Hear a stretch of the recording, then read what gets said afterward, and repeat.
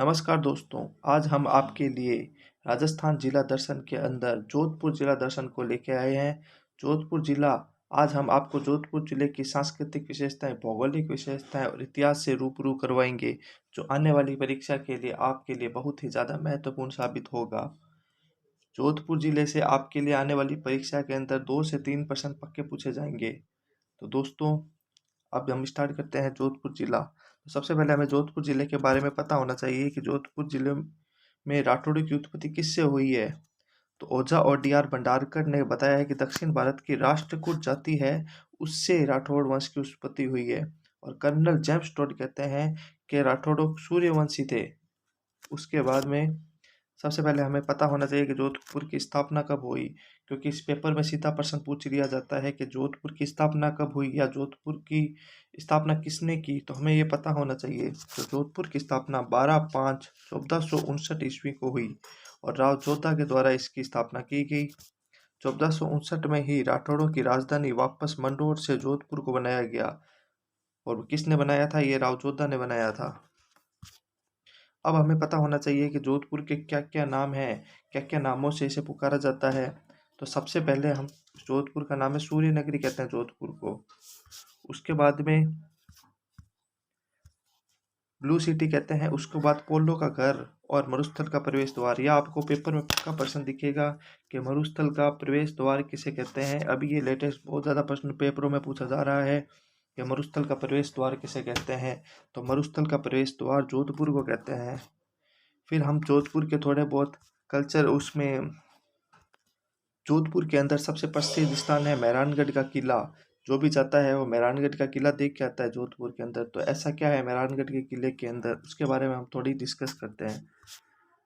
तो दोस्तों, मेहरानगढ़ के किले की स्थापना किसने की थी? राव जोधा के द्वारा मेहरानगढ़ किले की स्थापना की गई थी। वो भी 1459 के अंदर की गई थी। और आधुनिक निर्माता राव मालदेव को बोला जाता है मेहरानगढ़ किले का। और मेहरानगढ़ किले की जो नींव है वो किसने रखी थी? ये पेपर में बहुत पूछा जाता है कि मेहरानगढ़ किले की नींव किसने रखी थी? करणी माता के द्वारा रखी गई थी। उसके बाद में मेहरानगढ़ किले को और को क्या नाम से पुकारा जाता है? इसको कहते हैं मयूर ध्वजगढ़। मयूर ध्वजगढ़, गढ़ चिंतामणि, और इसको कहते हैं कागमुखी गढ़।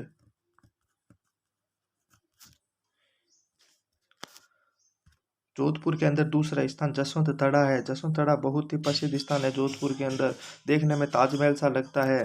तो सबसे पहले हम जसवंत थड़ा के बारे में जानेंगे। जसवंत थड़ा की स्थापना किसने की थी? महाराजा सरदार सिंह के द्वारा इसकी स्थापना की गई थी। और मारवाड़ या राजस्थान का ताजमहल कहते हैं इसको। और ये सफ़ेद संगमरमर से बना हुआ है। सफ़ेद संगमरमर से ये बना हुआ है। और मारवाड़ के राठौड़ वंश का शाही शमशान स्थल है। तो आपको पेपर में सीधा पूछ लिया जाएगा कि मारवाड़ के राठौड़ वंश का शाही शमशान स्थल कौन सा है। तो हमें बताना है जसवंत थड़ा है वो मारवाड़ के राजाओं का शाही शमशान स्थल है। फिर अगला हमारा है उमेद पैलेस। उमेद पैलेस ये बहुत जोधपुर में बहुत प्रसिद्ध स्थान है। हाँ, ये क्या है? विश्व का सबसे बड़ा रियासती महल है। और ये किस पहाड़ी पर स्थित है? सबसे पहले ये पेपर में अभी लेटेस्ट क्वेश्चन ये पूछा जा रहा है कि जो उमेद पैलेस है वो किस पहाड़ी के ऊपर स्थित है। तो ये है छित्तर की पहाड़ी के ऊपर स्थित है। इस पहाड़ी का क्या नाम है? छित्तर की पहाड़ी। तो दोस्तों, उमेद पैलेस की स्थापना 1928 में किसके द्वारा की गई थी? महाराजा उमेद सिंह के द्वारा। और यहाँ पर सबसे बड़ा घड़ियों का संग्रहालय स्थित है। तो उसके बाद में हम पढ़ेंगे नेक्स्ट। तो दोस्तों, आज का मोटिवेशनल थॉट, बिना असफलताओं को चखे आज तक किसी ने इतिहास नहीं बनाया।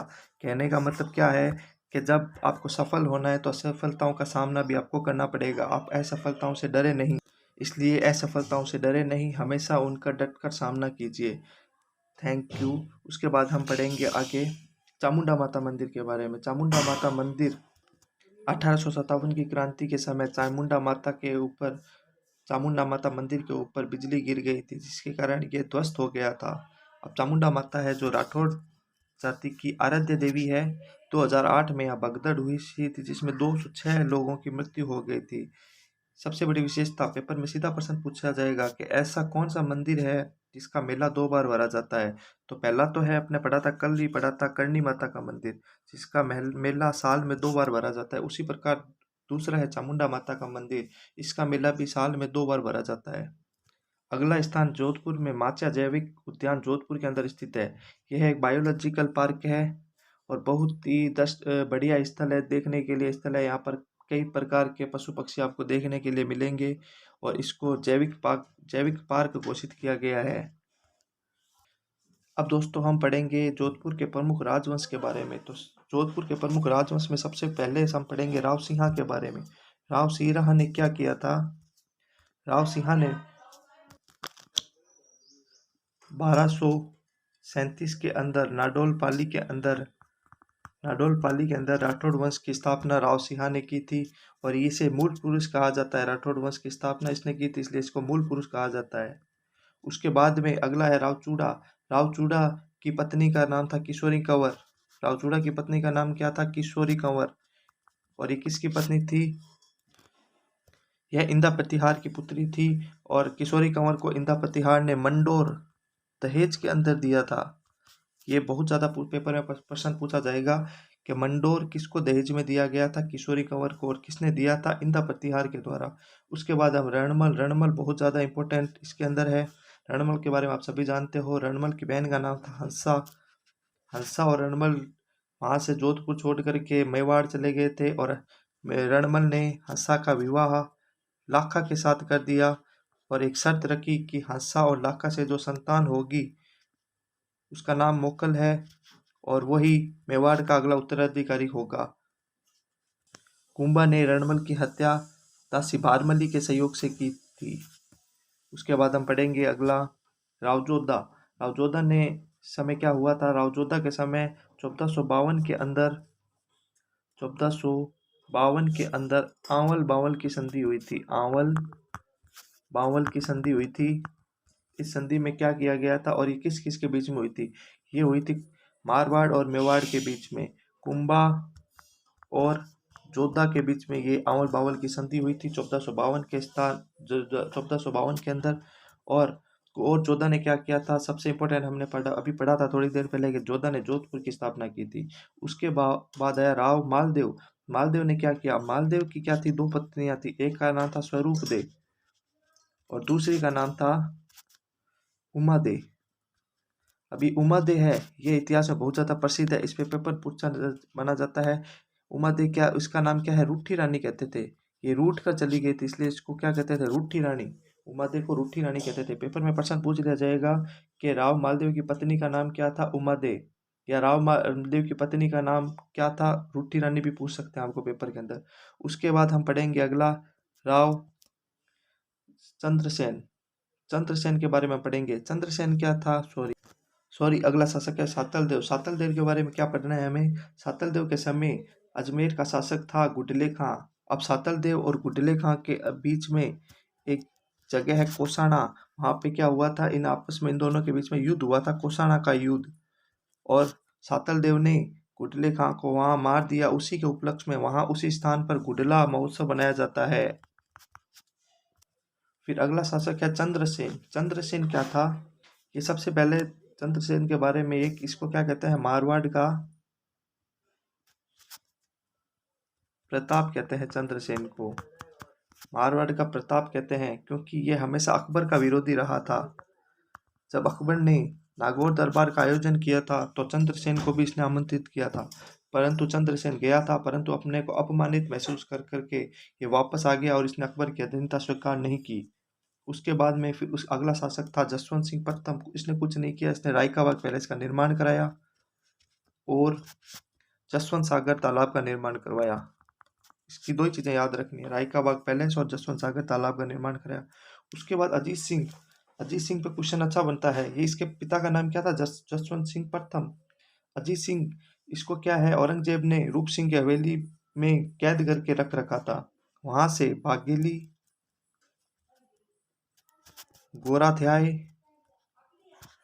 और दुर्गादास, इन तीनों ने मिलकर के इसको रूप सिंह की हवेली से बचाया और इसका वास्तविक राज्याभिषेक 1707 के अंदर हुआ था। उसके बाद में अगला राजा है अभय सिंह। अभय सिंह के अंदर कुछ नहीं याद रखना, सीधा प्रश्न पेपर में पूछा जाएगा कि अभय सिंह के शासनकाल में कौन सी घटना हुई थी। तो हमें हमेशा याद रखना है खेजड़ेली घटना है एक। ये हुई थी 1730 के अंदर अभय सिंह के काल में, और ये खेजड़ली गांव जोधपुर के अंदर स्थित है। उसके बाद हम पढ़ेंगे मान सिंह राठौड़। मान सिंह राठौड़ के समय एक ही प्रश्न पूछा जाता है कि कृष्णा कुमारी विवाद के समय मारवाड़ का शासक कौन था। कृष्णा कुमारी विवाद के समय, तो कृष्णा कुमारी विवाद के समय मारवाड़ का शासक मान सिंह राठौड़ था। उसके बाद हमको याद रखना है जसवंत सिंह सेकंड। जसवंत सिंह सेकंड है फ्रेंड्स, ये फर्स्ट नहीं है, टाइपिंग मिस्टेक हो गई थोड़ी सी। तो इसने जसवंत सिंह सेकंड, इसने कुछ नहीं किया, इसने बाल संबंध नहर का निर्माण करवाया था। बाल संबंध नहर का निर्माण करवाया था। उसके बाद अगला राजा है हनुवंत सिंह, और ये जोधपुर का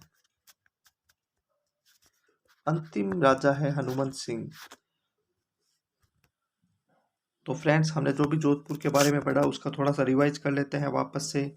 सबसे पहले हमने पढ़ा राठौड़ों की उत्पत्ति। ओझा और भंडारकर ने कहा है कि राठौड़ों की उत्पत्ति दक्षिण भारत की राष्ट्रकूट जाति से हुई थी। कर्नल जेम्स टोड ने कहा है कि सूर्यवंशी थे राठौड़। राठौड़ों की स्थापना 12/5/1400 राव जोधा के द्वारा की गई थी। 1459 में ही राठौड़ की राजधानी वापस मंडोर से जोधपुर को बनाया गया था। मंडोर से वापस जोधपुर को बनाया गया था। अब देखो, इसमें कुछ बार प्राचीन नाम पढ़े थे अपने। सूर्य नगरी कहते हैं, ब्लू सिटी कहते हैं, पोलो का घर कहते हैं, मरुस्थल का प्रवेश द्वार कहते हैं। अभी पेपर में लेटेस्ट मरुस्थल का प्रवेश द्वार का प्रश्न 3-4 पेपर में पूछा गया है। उसके बाद हमने पढ़ा था मेहरानगढ़ के किले के बारे में। मेहरानगढ़ का किले की स्थापना राव जोधा ने 1459 के अंदर की थी, और करणी माता के द्वारा मेहरानगढ़ किले की नींव रखी गई थी। इसको मयूर ध्वजगढ़, गढ़ चिंतामणि, कागमुखी गढ़ के नाम से भी जाना जाता है, और मेहरानगढ़ किले का आधुनिक निर्माता राव मालदेव को कहा जाता है। उसके जसवंत तड़ा के बारे में हमने पढ़ा था कि इसकी स्थापना महाराजा सरदार सिंह ने की थी। मारवाड़ या राजस्थान का ताजमहल कहते हैं इसको। ये सफेद संगमरमर से निर्मित है। इसको मारवाड़ के राजाओं का शाही शमशान स्थल कहा जाता है। ये शाही शमशान स्थल पेपर में 3 से 4 बार पूछा गया है। उमेद भवन, उमेद भवन के बारे में हमने पढ़ा था। इसकी स्थापना 1928 में महाराजा उमेद सिंह के द्वारा की गई थी। यहाँ पर घड़ियों का सबसे बड़ा संग्रहालय स्थित है, और ये चित्तर की बाड़ी पर स्थित है। उसके बाद हमने एक मोटिवेशनल कोट पढ़ा था। फिर हमने पढ़ा था चामुंडा माता मंदिर के बारे में। राठौड़ों की आराध्य देवी थी चामुंडा माता। 2008 में भगदड़ से 206 लोगों की मृत्यु हो गई थी। यहाँ 2 बार मेला भरता है, और ऐसी कौन सी माता है जिसका 2 बार मेला भरता है? करणी माता। फिर हमने पढ़ा था माच्या जैविक उद्यान जोधपुर के अंदर स्थित है। ये बायोलॉजिकल पार्क है, और यहाँ पर कई प्रकार के पशु पक्षी आपको देखने में मिलेंगे। फिर हमने पढ़ा था प्रमुख राजवंश के बारे में। राव सिंहा, राव सिंहा, राव सिंहा। अब राव सिंहा के बारे में क्या पढ़ना है? राव सिंहा को मूल पुरुष, आदि पुरुष कहा जाता है। इसने 1237 के अंदर नाडोल पाली में राठौड़ वंश की स्थापना की थी। उसके बाद है राव चूड़ा। राव चूड़ा की पत्नी का नाम था किशोरी कंवर, और ये इंदा प्रतिहार की पुत्री थी, और इंदा प्रतिहार ने किशोरी कंवर और राव चूड़ा को मंडोर दहेज में दे दिया था। उसके बाद हमने पढ़ा था राव रणमल।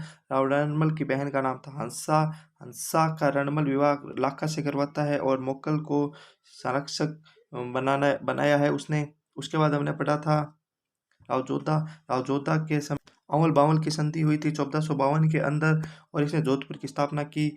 उसके बाद हमने पढ़ा राव मालदेव। और राव मालदेव की 2 पत्नियां थी, स्वरूप देव और उमादेव। उमादेव को रूठी रानी के नाम से जाना जाता है। उसके बाद हमने पढ़ा सातल देव। सातल देव में के समय अजमेर का शासक था गुडले खां। गुडले खां और सातल देव के मध्य एक युद्ध हुआ, उसे कोसाना का युद्ध कहा जाता है। और उसके बाद हमने पढ़ा चंद्रसेन। चंद्रसेन मारवाड़ का प्रताप कहता है इसको, और ये अकबर का विरोधी था। उसके बाद हमने पढ़ा जसवंत सिंह प्रथम। इसने राई का बाग पैलेस का और जसवंत सागर तालाब का निर्माण करवाया। उसके बाद हमने पढ़ा अजीत सिंह। अजीत सिंह को बाघेली, गोरादाई और दुर्गादास ने रूप सिंह की हवेली से औरंगजेब से कैद से छूटा करके लेके आए, और इसका वास्तविक राज्याभिषेक 1707 के अंदर हुआ। उसके बाद हमने पढ़ा था अभय सिंह। अभय सिंह के समय खिजड़ाली घटना हुई थी 1730 के अंदर। उसके बाद हमने पढ़ा था मान सिंह। मान सिंह के समय कृष्णा कुमारी विवाद हुआ था। उसके बाद हमने पढ़ा था जसवंत सिंह सेकंड। जसवंत सिंह सेकंड ने बाल संबंध नहर का निर्माण करवाया। उसके बाद हमने पढ़ा हनुवंत सिंह। हनुवंत सिंह जोधपुर का अंतिम शासक था। तो दोस्तों, ये कुछ इम्पोर्टेंट फैक्ट्स जोधपुर के बारे में मैं आपके लिए लेके आया हूँ। अगर आपको ये पसंद आया है, अच्छा लगा है, तो इसको लाइक कीजिए, शेयर कीजिए, सब्सक्राइब कीजिए। और हम इसी प्रकार प्रत्येक दिन अलग ज़िले को लेकर आएंगे। कल हम बीकानेर लेके आए थे, अब कल अगले दिन हम दूसरा ज़िला लेके आएंगे। हमारे चैनल को आप लाइक कीजिए, सब्सक्राइब कीजिए। धन्यवाद।